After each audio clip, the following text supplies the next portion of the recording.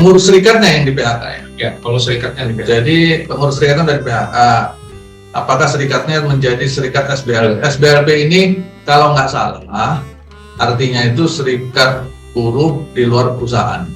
Ya, nggak tahu nih kalau penanyanya hadir, silakan dikoreksi kalau saya salah karena saya nggak mengenal istilah ini di dalam bentuk sebenarnya SBLP. Ini biasanya singkatan-singkatan yang dibuat oleh kita di lapangan. Nah itu tadi ya.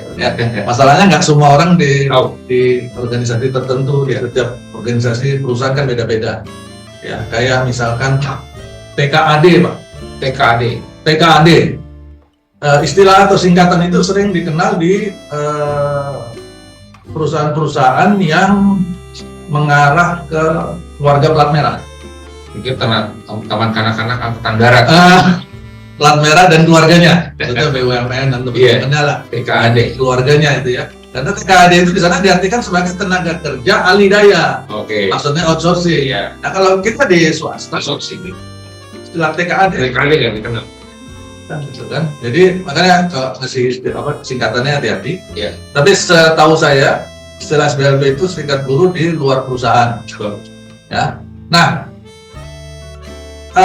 asumsi saya dari pertanyaan ini, berarti serikat pekerjanya itu ada di dalam perusahaan, ya kan? Serikat pekerja yang aslinya ada dalam perusahaan, terus pengurusnya sudah di PHK. Kita nggak bicara tentang alasannya. Nah, pada saat pengurusnya sudah di PHK, serikat pekerja itu tidak menempel kepada pengurusnya ya, Bapak Ibu, teman-teman sekalian.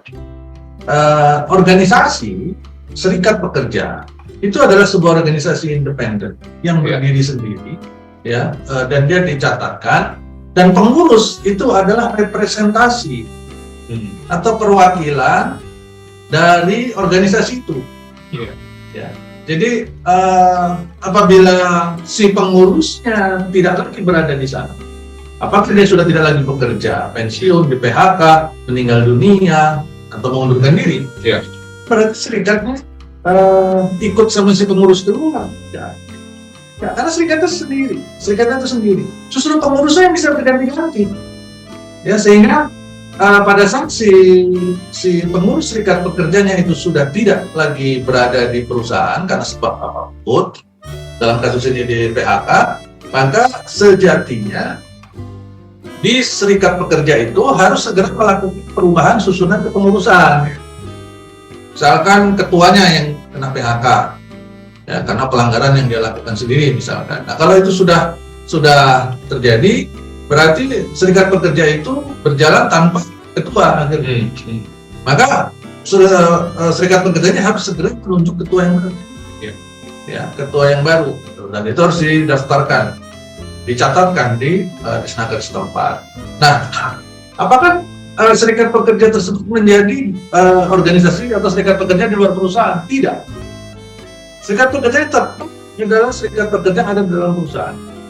Hanya pengurusnya yang menjadi keluar, pengurusnya yang sudah tidak ada di perusahaan, berarti dia harus diganti. Ya. Dan apakah serikat pekerja, kalau pertanyaan keduanya mungkin ini agak berbeda ya.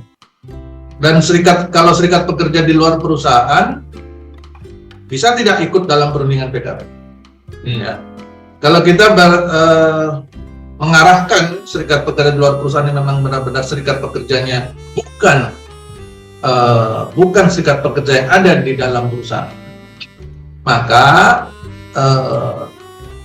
menurut ketentuan hukum tentang PKB yang bisa menjadi tim perunding dari serikat pekerja adalah karyawan yang memang bekerja di perusahaan tersebut. Ya. Dan serikat pekerjanya kalau dia ada di luar tidak bisa menjadi pihak di dalam perundingan PKB. Ya, nggak bisa. Ya. Karena yang diakui dalam perundingan PKB ada serikat pekerja yang ada di dalam perusahaan. Ya.